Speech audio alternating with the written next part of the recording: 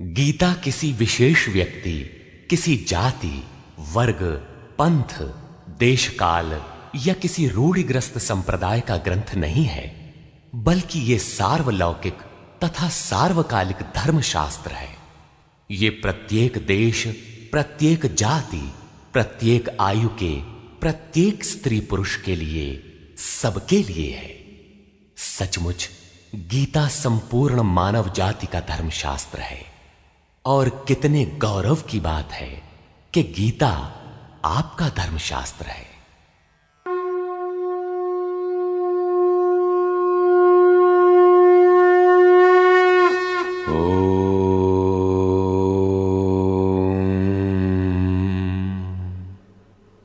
श्री परमात्मने नमः। यथार्थ गीता, श्रीमद् भगवत गीता, अथ चतुर्थोऽध्याय। अध्याय 3 में योगेश्वर श्री कृष्ण ने आश्वस्त किया था कि दोष दृष्टि से रहित होकर जो भी मानव श्रद्धा युक्त हो मेरे मत के अनुसार चलेगा, वो कर्मों के बंधन से भली प्रकार छूट जाएगा। कर्म बंधन से मुक्ति दिलाने की क्षमता योग, ज्ञान योग या कर्म योग दोनों में है। योग में ही युद्ध संचार निहित है। प्रस्तुत अध्याय में वे बताते हैं कि इस योग का प्रणेता कौन है, इसका क्रमिक विकास कैसे होता है। श्री भगवान वाच।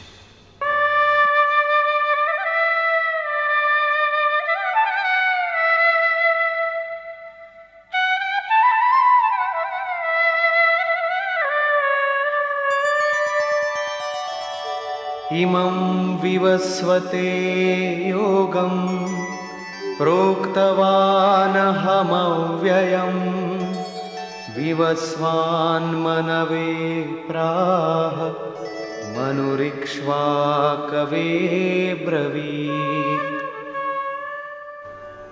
अर्जुन, मैंने इस अविनाशी योग को कल्प के आदि में विवस्वान अर्थात सूर्य के प्रति कहा।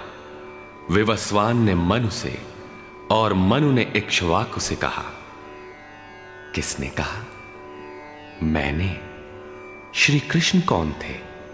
एक योगी, तत्व स्थित महापुरुष ही इस अविनाशी योग को कल्प के आरंभ में अर्थात भजन के आरंभ में विवस्वान अर्थात जो विवश हैं ऐसे प्राणियों से कहता है, सुरा में संचार कर देता है। यहां सूर्य एक प्रतीक है, क्योंकि सुरा में ही वो परम प्रकाश स्वरूप है और वहीं उसके पाने का विधान है। वास्तविक प्रकाशदाता अर्थात सूर्य वहीं है। ये योग अविनाशी है। योगेश्वर श्री कृष्ण ने कहा था कि इसमें आरंभ का नाश नहीं होता। इस योग का आरंभ भर कर दें तो ये पूर्णत्व दिलाकर ही शांत होता है। शरीर का कल्प औषधियों द्वारा होता है, किंतु आत्मा का भजन से होता है। भजन का आरंभ ही आत्मकल्प का आदि है। ये साधन भजन भी किसी महापुरुष की ही देन है। मोह निशा में अचेत आदिम मानव, जिसमें भजन का कोई संस्कार नहीं है, योग के विषय में जिसने कभी सोचा तक नहीं, ऐसा मनुष्य किसी महापुरुष को देखता है तो उनके दर्शन मात्र से, उनकी वाणी से, टूटी फूटी सेवा और सानिध्य से योग के संस्कार उसमें संचारित हो जाते हैं। गोस्वामी तुलसीदास जी इसी को कहते हैं, जे चितिये प्रभु जिन्ह प्रभु हेरे, ते सब भये परम पद जोगु। योगेश्वर श्री कृष्ण कहते हैं कि ये योग मैंने आरंभ में सूर्य से कहा। चक्षोः सूर्यो अजायत। महापुरुष के दृष्टि निक्षेप मात्र से योग के संस्कार सुरा में प्रसारित हो जाते हैं। स्वयं प्रकाश, स्ववश परमेश्वर का निवास सबके हृदय में है। सुरा अर्थात श्वास के निरोध से ही उसकी प्राप्ति का विधान है। सुरा में संस्कारों का सृजन ही सूर्य के प्रति कहना है। समय आने पर यह संस्कार मन में स्फुरित होगा। यही सूर्य का मन से कहना है। मन में स्फुरित होने पर महापुरुष के उस वाक्य के प्रति इच्छा जागृत हो जाएगी। यदि मन में कोई बात है तो उसे पाने की इच्छा अवश्य होगी। यही मनु का इक्ष्वाकु से कहना है। लालसा होगी कि वो नियत कर्म करें जो अविनाशी है, जो कर्म बंधन से मोक्ष दिलाता है। ऐसा है तो किया जाए और आराधना गति पकड़ लेती है। गति पकड़कर ये योग कहां पहुंचाता है, इस पर कहते हैं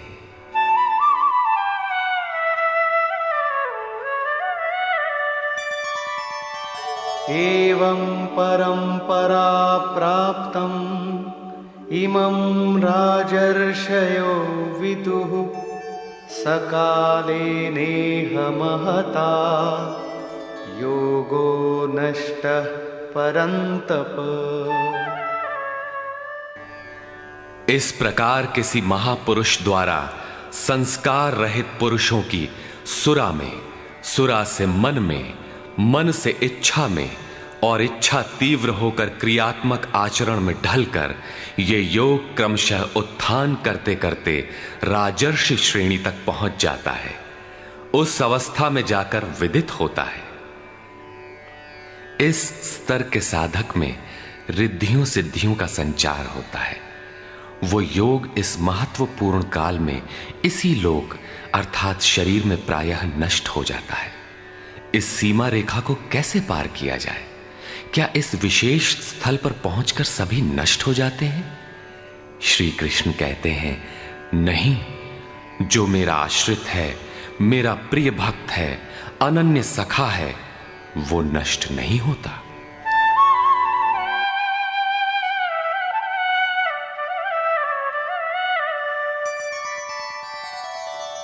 स एवायं मया तेद्य योगः प्रोक्तः पुरातनः भक्तोऽसि मे सखा चेति रहस्यं ह्येतदुत्तमम्।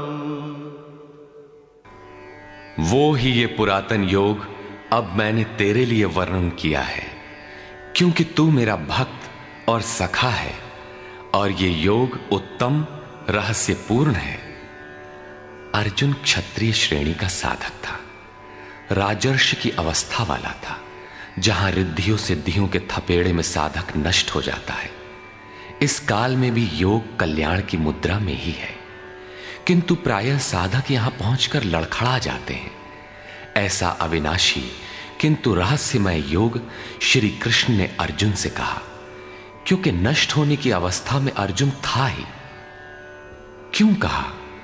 इसलिए कि तू मेरा भक्त है, अनन्य भाव से मेरे आश्रित है, प्रिय है, सखा है। जिस परमात्मा की हमें चाह है, वो सद्गुरु परमात्मा आत्मा से अभिन्न होकर जब निर्देशन देने लगे, तभी वास्तविक भजन आरंभ होता है। यहां प्रेरक की अवस्था में परमात्मा और सद्गुरु एक दूसरे के पर्याय हैं। जिस सतह पर हम खड़े हैं, उसी स्तर पर जब स्वयं प्रभु हृदय में उतर आए, रोकथाम करने लगे, डगमगाने पर संभालें, तभी मन वश में हो पाता है। मन बस होई तबही जब प्रेरक प्रभु बरजे। जब तक इष्ट देव रथी होकर आत्मा से अभिन्न होकर प्रेरक के रूप में खड़े नहीं हो जाते, तब तक सही मात्रा में इस पथ में प्रवेश ही नहीं होता। वो साधक प्रत्याशी अवश्य है, लेकिन भजन उसके पास कहां? पूज्य गुरुदेव भगवान कहा करते थे, हो हम कई बार नष्ट होते होते बच गए, भगवान ने ही बचा लिया। भगवान ने ऐसे समझाया, ये कहा। हमने पूछा, महाराज जी, क्या भगवान भी बोलते हैं, बातचीत करते हैं? बोले, हां, हो, भगवान ऐसे बतियावत हैं जैसे हम तुम बतियाई, घंटों बतियाई और क्रम न टूटे। हमें उदासी हुई और आश्चर्य भी कि भगवान कैसे बोलते होंगे, ये तो बड़ी नई बात है।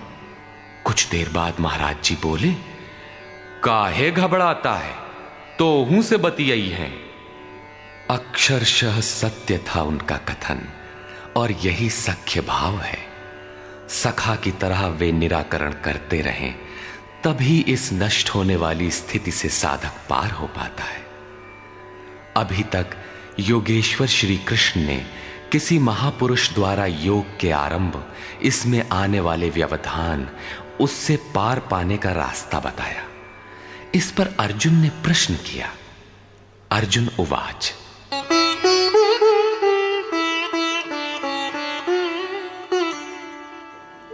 अपरं भवतो जन्म परं जन्म विवस्वतः कथमेतद्विजानीयाम्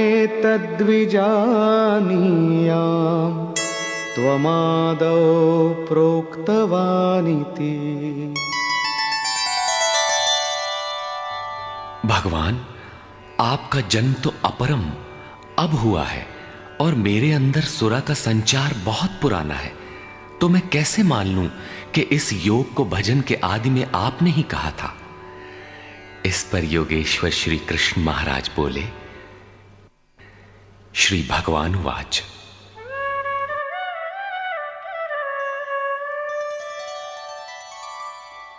बहूनि मे व्यतीतानि जन्मानि तव चार्जुन तान्यहं वेद सर्वाणि न त्वं वेत्थ परन्तप। अर्जुन, मेरे और तेरे बहुत से जन्म हो चुके हैं। हे परम तप, उन सबको तू नहीं जानता, किंतु मैं जानता हूं। साधक नहीं जानता, स्वरूपस्थ महापुरुष जानता है, अव्यक्त की स्थिति वाला जानता है। क्या आप सबकी तरह पैदा होते हैं?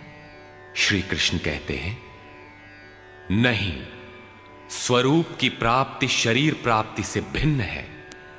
मेरा जन्म इन आंखों से नहीं देखा जा सकता। मैं अजन्मा, अव्यक्त, शाश्वत होते हुए भी शरीर के आधार वाला हूं। अवधू जीवत में कर आशा, मुए मुक्ति गुरु कहे स्वार्थी, झूठा दे विश्वासा। शरीर के रहते ही उस परम तत्व में प्रवेश पाया जाता है। लेश मात्र भी कमी है तो जन्म लेना पड़ता है। अभी तक अर्जुन श्री कृष्ण को अपने समान देहधारी समझता है। वो अंतरंग प्रश्न रखता है, क्या आपका जन्म वैसा ही है जैसा सबका है?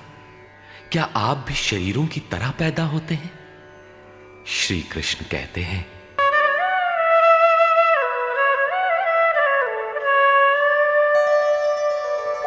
अजोऽपि सन्नव्ययात्मा भूतानामीश्वरोऽपि सन् प्रकृतिं स्वामधिष्ठाय संभवाम्यात्ममायया। मैं विनाश रहित, पुनः जन्म रहित और समस्त प्राणियों के स्वर में संचारित होने पर भी अपनी प्रकृति को अधीन करके आत्म माया से प्रकट होता हूं। एक माया तो अविद्या है, जो प्रकृति में ही विश्वास दिलाती है, नीच एवं अधम योनियों का कारण बनती है। दूसरी माया है आत्म माया, जो आत्मा में प्रवेश दिलाती है, स्वरूप के जन्म का कारण बनती है। इसी को योग माया भी कहते हैं, जिससे हम विलग हैं। उस शाश्वत स्वरूप से ये जोड़ती है, मिलन कराती है।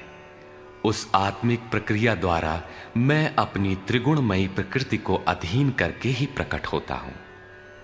प्रायः लोग कहते हैं कि भगवान का अवतार होगा तो दर्शन कर लेंगे। श्री कृष्ण कहते हैं कि ऐसा कुछ नहीं होता कि कोई दूसरा देख सके। स्वरूप का जन्म पिंड रूप में नहीं होता।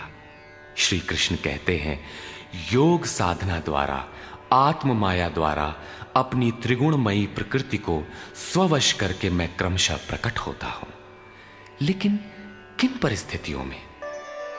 यदा यदा हि धर्मस्य ग्लानिर्भवति भारत अभ्युत्थानमधर्मस्य तदात्मानं सृजाम्यहम्।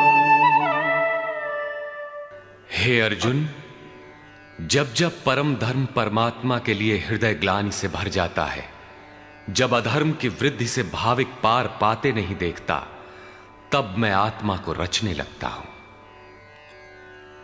जब आपका हृदय अनुराग से पूरित हो जाए, उस शाश्वत धर्म के लिए गदगद गिरा नयन बह नीरा की स्थिति आ जाए, जब प्रयत्न करके भी अनुरागी अधर्म का पार नहीं पाता, ऐसी परिस्थिति में मैं अपने स्वरूप को रचता हूं। अर्थात भगवान का आविर्भाव केवल अनुरागी के लिए है और यह अवतार किसी भाग्यवान साधक के अंतराल में होता है। आप प्रकट होकर करते क्या हैं? परित्राणाय साधूनां विनाशाय च दुष्कृतां धर्म संस्थापनार्थाय संभवामि युगे युगे। अर्जुन, साधूनां परित्राणाय परम साध्य एकमात्र परमात्मा है, जिसे साध लेने पर कुछ भी साधना शेष नहीं रह जाती। उस साध्य में प्रवेश दिलाने वाले विवेक, वैराग्य, शम दम इत्यादि दैवी संपद को निर्विघ्न प्रवाहित करने के लिए तथा दुष्कृताम, जिससे दूषित कार्य रूप लेते हैं, उन काम क्रोध राग द्वेषादि विजातीय प्रवृत्तियों को समूल नष्ट करने के लिए तथा धर्म को भली प्रकार स्थिर करने के लिए मैं युग युग में प्रकट होता हूं। युग का तात्पर्य सतयुग, त्रेता, द्वापर में नहीं। युग धर्मों का उतार चढ़ाव मनुष्यों के स्वभाव पर है। युग धर्म सदैव रहे हैं। मानस में संकेत है, नित जुग धर्म हो ही सब केरे, हृदय राम माया के प्रेरे। युग धर्म सभी के हृदय में नित्य होते रहते हैं। अविद्या से नहीं बल्कि विद्या से, राम माया की प्रेरणा से हृदय में होते हैं, जिसे प्रस्तुत श्लोक में आत्म माया कहा गया है। वही है राम माया। हृदय में राम की स्थिति दिला देने वाली, राम से प्रेरित है वो विद्या। कैसे समझा जाए कि अब कौन सा युग कार्य कर रहा है? तो शुद्ध सत्व समता विज्ञाना, कृत प्रभाव प्रसन्न मन जाना। जब हृदय में शुद्ध सत्व गुण ही कार्यरत हो, राजस तथा तामस दोनों गुण शांत हो जाएं, विषमताएं समाप्त हो गई हों, जिसका किसी से द्वेष न हो, विज्ञान हो, अर्थात इष्ट से निर्देशन लेने और उस पर टिकने की क्षमता हो, मन में प्रसन्नता का पूर्ण संचार हो, जब ऐसी योग्यता आ जाए तो सतयुग में प्रवेश मिल गया। इसी प्रकार दो अन्य युगों का वर्णन किया और अंत में तामस बहुत रजो गुण थोरा, कलि प्रभाव विरोध चहुं ओरा। तामस गुण भरपूर हो, किंचित राजसी गुण भी उसमें हो, चारों ओर वैर और विरोध हो, तो ऐसा व्यक्ति कलियुगीन है। जब तामसी गुण कार्य करता है तो मनुष्य में आलस्य, निद्रा, प्रमाद का बाहुल्य होता है। वो कर्तव्य जानते हुए भी उसमें प्रवृत्त नहीं हो सकता। निषिद्ध कर्म जानते हुए भी उससे निवृत्ति नहीं हो सकती। इस प्रकार युग धर्मों का उतार चढ़ाव मनुष्यों की आंतरिक योग्यता पर निर्भर है। किसी ने इन योग्यताओं को 4 युग कहा है, तो कोई इन्हें ही 4 वर्ण का नाम देता है, तो कोई इन्हें ही अति उत्तम, उत्तम, मध्यम और निकृष्ट 4 श्रेणी के साधक कहकर संबोधित करता है। प्रत्येक युग में इष्ट साथ देते हैं। हां, उच्च श्रेणी में अनुकूलता की भरपूरता प्रतीत होती है, निम्न युगों में सहयोग क्षीण प्रतीत होता है। संक्षेप में श्री कृष्ण कहते हैं कि साध्य वस्तु दिलाने वाले विवेक, वैराग्य इत्यादि को निर्विघ्न प्रवाहित करने के लिए तथा दूषण के कारक काम, क्रोध, राग, द्वेष इत्यादि का पूर्ण विनाश करने के लिए, परम धर्म परमात्मा में स्थिर रखने के लिए मैं युग युग में अर्थात हर परिस्थिति, हर श्रेणी में प्रकट होता हूं, बशर्ते कि ग्लानि हो। जब तक इष्ट समर्थन न दे तब तक आप समझ ही नहीं सकेंगे कि विकारों का विनाश हुआ अथवा अभी कितना शेष है। प्रवेश से पराकाष्ठा पर्यंत इष्ट हर श्रेणी में, हर योग्यता के साथ रहते हैं। उनका प्राकट्य अनुरागी के हृदय में होता है। भगवान प्रकट हैं तब तो सभी दर्शन करते होंगे। श्री कृष्ण कहते हैं, नहीं,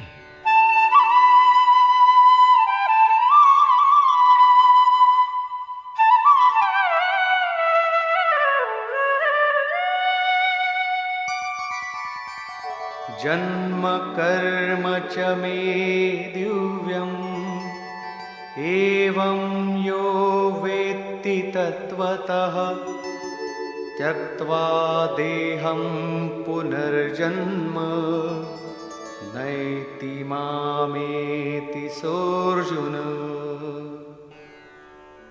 अर्जुन, मेरा वो जन्म अर्थात ग्लानि के साथ स्वरूप की रचना तथा मेरा कर्म अर्थात दुष्कृतियों के कारणों का विनाश, साध्य वस्तु को दिलाने वाली क्षमताओं का निर्दोष संचार, धर्म की स्थिरता, ये कर्म और जन्म दिव्य अर्थात अलौकिक है, लौकिक नहीं है। इन चर्म चक्षुओं से उसे देखा नहीं जा सकता, मन बुद्धि से उसे मापा नहीं जा सकता। जब इतना गूढ़ है तो उसे देखता कौन है? केवल यो वेत्ति तत्वतः, केवल तत्वदर्शी ही मेरे इस जन्म और कर्म को देखता है और मेरा साक्षात करके वो पुनर्जन्म को नहीं प्राप्त होता बल्कि मुझे प्राप्त होता है। जब तत्वदर्शी ही भगवान के जन्म और कार्य को देख पाता है तो लोग लाखों की संख्या में भीड़ लगाए क्यों खड़े हैं कि कहीं अवतार होगा तो दर्शन करेंगे? क्या आप तत्वदर्शी हैं? महात्मा वेश में आज भी विविध तरीके से, मुख्यतः महात्मा वेश की आड़ में बहुत से लोग प्रचार करते फिरते हैं कि वे अवतार हैं, या उनके दलाल प्रचार कर देते हैं। लोग भेड़ की तरह अवतार को देखने टूट पड़ते हैं। किंतु श्री कृष्ण कहते हैं कि केवल तत्वदर्शी ही देख पाता है। अब तत्वदर्शी किसे कहते हैं? अध्याय 2 में सत असत का निर्णय देते हुए योगेश्वर श्री कृष्ण ने बताया था कि अर्जुन, असत वस्तु का अस्तित्व नहीं है और सत का तीनों कालों में कभी अभाव नहीं है। तो क्या आप ऐसा कहते हैं? बताया उन्होंने, नहीं, तत्वदर्शियों ने इसे देखा। न किसी भाषाविद ने देखा, न किसी समृद्धिशाली ने देखा। यहां पुनः बल देते हैं कि मेरा आविर्भाव तो होता है लेकिन उसे तत्वदर्शी ही देख पाता है। तत्वदर्शी एक प्रश्न है। ऐसा कुछ नहीं कि 5 तत्व हैं, 25 तत्व हैं, इनकी गणना सीख ली और हो गए तत्वदर्शी। श्री कृष्ण ने आगे बताया कि आत्मा ही परम तत्व है। आत्मा परम से संयुक्त होकर परमात्मा हो जाता है। आत्म साक्षात्कार करने वाला ही इस आविर्भाव को समझ पाता है। सिद्ध है कि अवतार किसी विरही अनुरागी के हृदय में होता है। आरंभ में उसे वो समझ नहीं पाता कि हमें कौन संकेत देता है, कौन मार्गदर्शन करता है, किंतु परम तत्व परमात्मा के दर्शन के साथ ही वो देख पाता है, समझ पाता है और फिर शरीर को त्याग कर पुनर्जन्म को प्राप्त नहीं होता। श्री कृष्ण ने कहा कि मेरा जन्म दिव्य है, इसे देखने वाला मुझे प्राप्त होता है। तो लोगों ने उनकी मूर्ति बना ली, पूजा करने लगे, आकाश में कहीं उनके निवास की कल्पना कर ली। ऐसा कुछ नहीं है। उन महापुरुषों का आशय केवल इतना था कि यदि आप निर्धारित कर्म करें तो पाएंगे कि आप भी दिव्य हैं। आप जो हो सकते हैं वो मैं हो गया हूं। मैं आपकी संभावना हूं, आपका ही भविष्य हूं। अपने भीतर आप जिस दिन ऐसी पूर्णता पा लेंगे तो आप भी वही होंगे जो श्री कृष्ण है। जो श्री कृष्ण का स्वरूप है वही आपका भी हो सकता है। अवतार कहीं बाहर नहीं होता। हां, यदि अनुराग पूरित हृदय हो तो आपके भीतर भी अवतार की अनुभूति संभव है। वे आपको प्रोत्साहित करते हैं कि बहुत से लोग इस मार्ग पर चलकर मेरे स्वरूप को प्राप्त कर चुके हैं।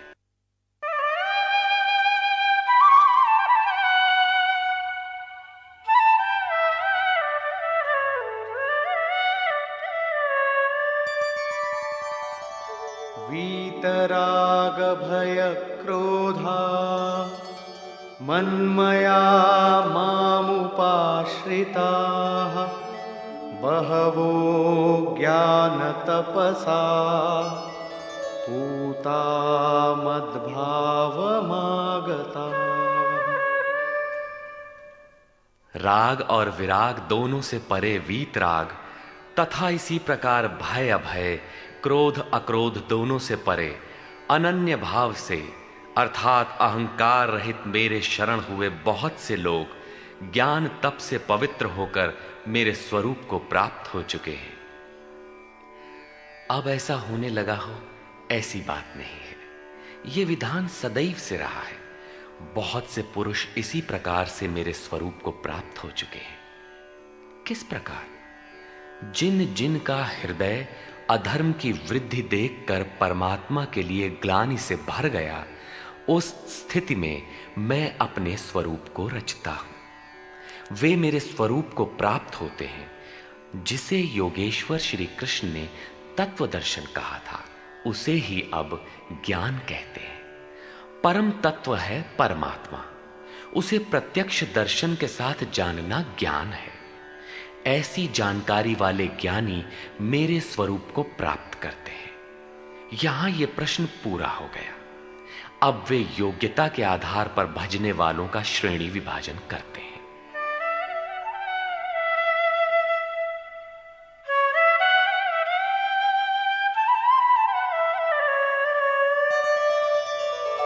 ये यथा मां प्रपद्यन्ते तांस्तथैव भजाम्यहम् मम वर्त्मानुवर्तन्ते मनुष्याः पार्थ सर्वशः। पार्थ, जो मुझे जितनी लगन से जैसा भजते हैं, मैं भी उनको वैसा ही भजता हूं, उतनी ही मात्रा में सहयोग देता हूं। साधक की श्रद्धा ही कृपा बनकर उसे मिलती है। इस रहस्य को जानकर सुधीजन संपूर्ण भाव से मेरे मार्ग के अनुसार ही बरतते हैं। जैसा मैं बरतता हूं, जो मुझे प्रिय है वैसा ही आचरण करते हैं। जो मैं कराना चाहता हूं वही करते हैं। भगवान कैसे भजते हैं? वे रथी बनकर खड़े हो जाते हैं, साथ चलने लगते हैं। यही उनका भजना है। दूषित जिनसे पैदा होते हैं, उनका विनाश करने के लिए वे खड़े हो जाते हैं। सत्य में प्रवेश दिलाने वाले सद्गुणों का परित्राण करने के लिए वे खड़े हो जाते हैं। जब तक इष्ट देव हृदय से पूर्णता रथी न हो और हर कदम पर सावधान न करें, तब तक कोई कैसा ही भजनानंदी क्यों ना हो, लाख आंख मूंदे, लाख प्रयत्न करे, वो इस प्रकृति के द्वंद्व से पार नहीं हो सकता। वो कैसे समझेगा कि हम कितनी दूरी तय कर चुके, कितना शेष है। इष्ट ही आत्मा से अभिन्न होकर खड़े हो जाते हैं और उसका मार्गदर्शन करते हैं कि तुम यहां पर हो, ऐसे करो, ऐसे चलो। इस प्रकार प्रकृति की खाई पाटते हुए, शनैः शनैः आगे बढ़ाते हुए स्वरूप में प्रवेश दिला देंगे। भजन तो साधक को ही करना पड़ता है, किंतु उसके द्वारा इस पथ में जो दूरी तय होती है वो इष्ट की देन है। ऐसा जानकर सभी मनुष्य सर्वतोभावेन मेरा अनुसरण करते हैं। किस प्रकार वे बरतते हैं?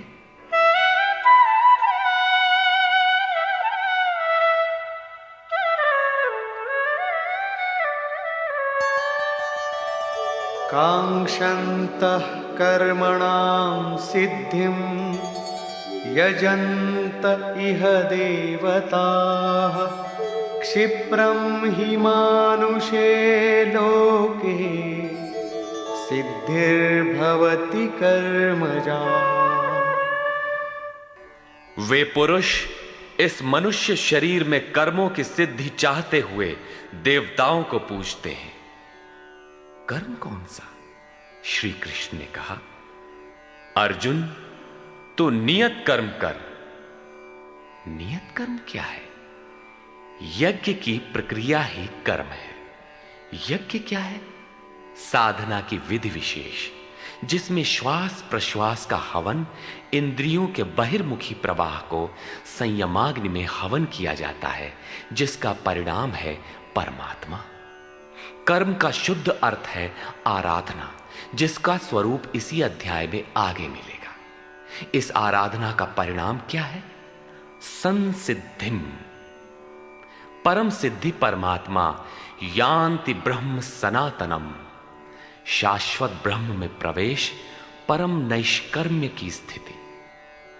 श्री कृष्ण कहते हैं, मेरे अनुसार बरतने वाले लोग इस मनुष्य लोक में कर्म के परिणाम परम नैष्कर्म्य सिद्धि के लिए देवताओं को पूजते हैं, अर्थात दैवी संपद को बलवती बनाते हैं।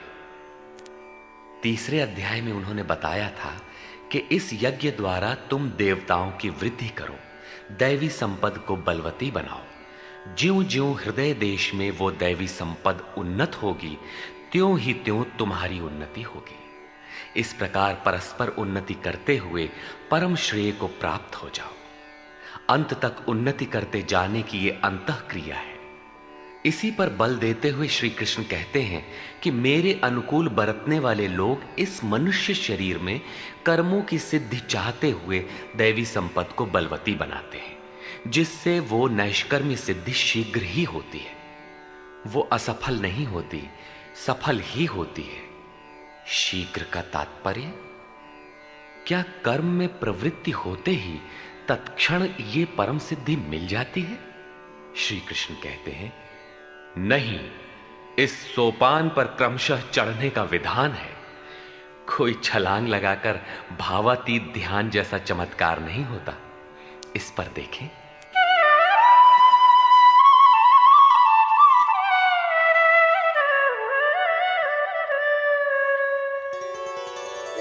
चातुर्वर्ण्यं मया सृष्टं गुणकर्म विभागशः तस्य कर्तारमपि मां विद्य कर्तारमव्ययम्। अर्जुन, चातुर्वर्ण्यम मया सृष्टम, 4 वर्णों की रचना मैंने की। तो क्या मनुष्यों को 4 भागों में बांट दिया? श्री कृष्ण कहते हैं, नहीं, गुण कर्म विभागशः, गुणों के माध्यम से कर्म को 4 भागों में बांटा। गुण एक पैमाना है, मापदंड है। तामसी गुण होगा तो आलस्य, निद्रा, प्रमाद, कर्म में न प्रवृत्त होने का स्वभाव, जानते हुए भी अकर्तव्य से निवृत्ति न हो पाने की विवशता रहेगी। ऐसी अवस्था में साधन आरंभ कैसे करें? 2 घंटे आप आराधना में बैठते हैं, इस कर्म के लिए प्रयत्नशील होना चाहते हैं, किंतु 10 मिनट भी अपने पक्ष में नहीं पाते। शरीर अवश्य बैठा है, लेकिन जिस मन को बैठना चाहिए वो हवा से बातें कर रहा है, कुतर्कों का जाल बुन रहा है, तरंग पर तरंग छाई है। तो आप बैठे क्यों हैं? समय क्यों नष्ट करते हैं? उस समय केवल परिचर्यात्मकम कर्म शूद्रस्यापि स्वभावजम, जो महापुरुष अव्यक्त की स्थिति वाले हैं, अविनाशी तत्व में स्थित हैं, उनकी तथा इस पथ पर अग्रसर अपने से उन्नत लोगों की सेवा में लग जाओ। इससे दूषित संस्कार शमन होते जाएंगे, साधना में प्रवेश दिलाने वाले संस्कार सबल होते जाएंगे। क्रमशः तामसी गुण न्यून होने पर राजसी गुणों की प्रधानता तथा सात्विक गुण के स्वल्प संचार के साथ साधक की क्षमता वैश्य श्रेणी की हो जाती है। उस समय वही साधक इंद्रिय संयम, आत्मिक संपत्ति का संग्रह स्वभावतः करने लगेगा। कर्म करते करते उसी साधक में सात्विक गुणों का बाहुल्य हो जाएगा, राजसी गुण कम रह जाएंगे, तामसी गुण शांत रहेंगे। उस समय वही साधक क्षत्रिय श्रेणी में प्रवेश पालेगा। शौर्य, कर्म में प्रवृत्त रहने की क्षमता, पीछे न हटने का स्वभाव, सब भावों पर स्वामी भाव, प्रकृति के तीनों गुणों को काटने की क्षमता उसके स्वभाव में ढल जाएगी। वही कर्म और सूक्ष्म होने पर मात्र सात्विक गुण कार्यरत रह जाने पर मन का शमन, इंद्रियों का दमन, एकाग्रता, सरलता, ध्यान, समाधि, ईश्वरीय निर्देश, आस्तिकता इत्यादि ब्रह्म में प्रवेश दिलाने वाली स्वाभाविक क्षमता के साथ वही साधक ब्राह्मण श्रेणी का कहा जाता है। यह ब्राह्मण श्रेणी के कर्म की निम्नतम सीमा है। जब वही साधक ब्रह्म में स्थित हो जाता है, उस अंतिम सीमा में वो स्वयं में न ब्राह्मण रहता है, न क्षत्रिय, न वैश्य, न शूद्र, किंतु दूसरों के मार्गदर्शन हेतु वही ब्राह्मण है। कर्म एक ही है, नियत कर्म आराधना। अवस्था भेद से इसी कर्म को ऊंची नीची 4 सीढ़ियों में बांटा। किसने बांटा? किसी योगेश्वर ने बांटा, अव्यक्त स्थिति वाले महापुरुष ने बांटा। उसके कर्ता मुझ अविनाशी को अकर्ता ही जान। क्यों?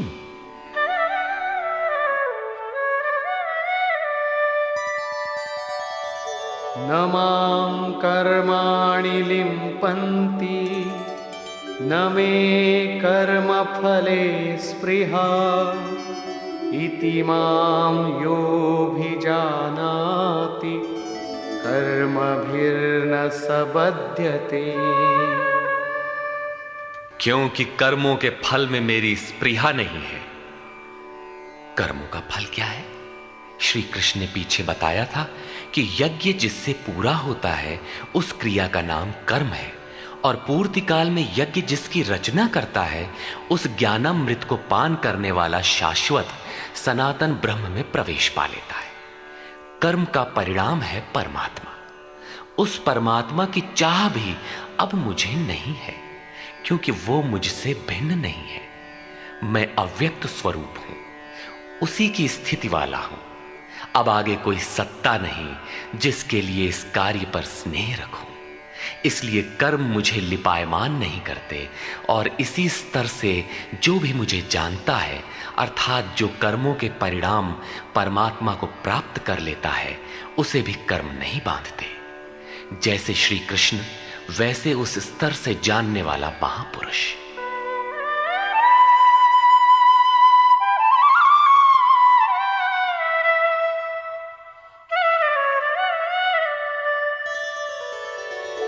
एवं ज्ञात्वा कृतं कर्म पूर्वैरपि मुमुक्षुभिः कुरु कर्मैव तस्मात् त्वं पूर्वैः पूर्वतरं कृतम्। अर्जुन, पहले होने वाले मोक्ष की इच्छा वाले पुरुषों द्वारा भी यही जानकर कर्म किया गया। क्या जानकर? यही कि जब कर्मों का परिणाम परमात्मा भिन्न न रह जाए, कर्मों के परिणाम परमात्मा की स्पृहा न रह जाने पर उस पुरुष को कर्म नहीं बांधते। श्री कृष्ण इसी स्थिति वाले हैं, इसलिए वे कर्म से लिपायमान नहीं होते, और उसी स्तर से हम जान लेंगे तो हमें भी कर्म नहीं बांधेगा। जैसा श्री कृष्ण, ठीक उसी स्तर से जो भी जान लेगा, वैसा ही वो पुरुष भी कर्म बंधन से मुक्त हो जाएगा। अब श्री कृष्ण भगवान, महात्मा, अव्यक्त, योगेश्वर या महायोगेश्वर जो भी रहे हों, वो स्वरूप सबके लिए है। यही समझकर पहले के मुमुक्षु पुरुषों ने, मोक्ष की इच्छा वाले पुरुषों ने कर्म पर कदम रखा। इसलिए अर्जुन, तू भी पूर्वजों द्वारा सदा से किए हुए इसी कर्म को कर। यही कल्याण का एकमात्र मार्ग है। अभी तक योगेश्वर श्री कृष्ण ने कर्म करने पर बल दिया, किंतु यह स्पष्ट नहीं किया कि कर्म क्या है। अध्याय 2 में उन्होंने कर्म का नाम मात्र लिया कि अब इसी को तो निष्काम कर्म के विषय में सुन। उसकी विशेषताओं का वर्णन किया कि यह जन्म मरण के महान भय से रक्षा करता है। कर्म करते समय सावधानी का वर्णन किया, लेकिन यह नहीं बताया कि कर्म क्या है। अध्याय 3 में उन्होंने कहा कि ज्ञान मार्ग अच्छा लगे या निष्काम कर्म योग, कर्म तो करना ही पड़ेगा। न कर्मों को त्यागने से कोई ज्ञानी होता है और न कर्म को न आरंभ करने से कोई निष्कर्मी। हठवश जो नहीं करते वे दंभी हैं। इसलिए मन से इंद्रियों को वश में करके कर्म कर। कौन सा कर्म करे? तो बताया नियत कर्म कर। अब ये निर्धारित कर्म है कौन? तो बोले यज्ञ की प्रक्रिया ही नियत कर्म है। एक नवीन प्रश्न दिया कि यज्ञ क्या है जिसे करें तो कर्म हो जाए। वहां भी यज्ञ की उत्पत्ति बताई, उसकी विशेषताओं का वर्णन किया, किंतु यज्ञ नहीं बताया जिससे कर्म को समझा जा सके। अभी तक यह स्पष्ट नहीं हुआ कि कर्म क्या है। अब कहते हैं कि अर्जुन, कर्म क्या है, अकर्म क्या है, इस विषय में बड़े बड़े विद्वान भी मोहित हैं। उसे भली प्रकार समझ लेना चाहिए। किं कर्म किम कर्मेति कवयोप्यत्र मोहिताः तत्ते कर्म प्रवक्ष्यामि यज्ञात्वा मोक्ष्यसे शुभात्। कर्म क्या है और अकर्म क्या है, इस विषय में बुद्धिमान पुरुष भी मोहित हैं। इसलिए मैं वो कर्म तेरे लिए अच्छी तरह से कहूंगा जिसे जानकर तू अशुभात मोक्ष से, अशुभ अर्थात संसार बंधन से भली प्रकार छूट जाएगा। कर्म कोई ऐसी वस्तु है जो संसार बंधन से मुक्ति दिलाती है। इसी कर्म को जानने के लिए श्री कृष्ण पुनः बल देते हैं।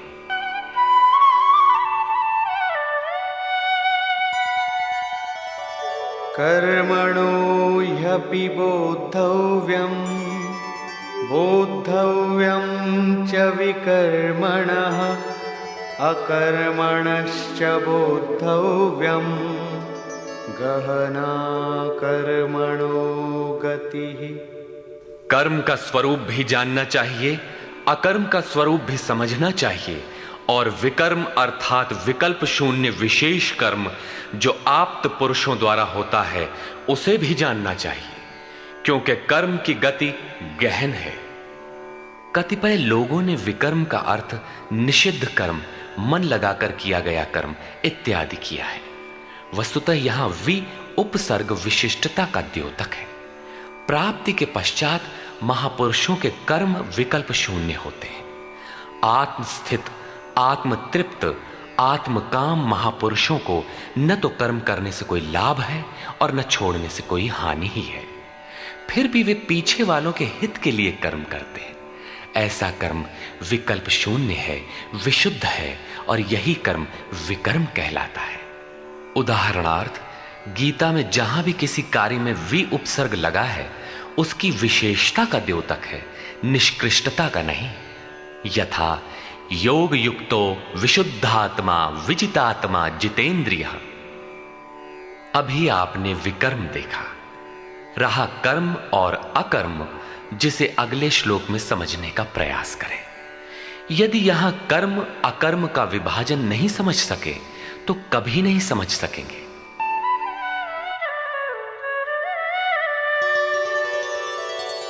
कर्मण्यकर्म यः पश्येत् अकर्मणि च कर्म यः स बुद्धिमान् मनुष्येषु स युक्तः कृत्स्न कर्म कृत्। जो पुरुष कर्म में अकर्म देखे, कर्म माने आराधना अर्थात आराधना करे, और यह भी समझे कि करने वाला मैं नहीं हूं बल्कि गुणों की अवस्था ही चिंतन में हमें नियुक्त करता है, मैं इष्ट द्वारा संचालित हूं, ऐसा देखे और जब इस प्रकार अकर्म देखने की क्षमता आ जाए और धारावाहिक रूप से कर्म होता रहे, तभी समझना चाहिए कि कर्म सही दिशा में हो रहा है।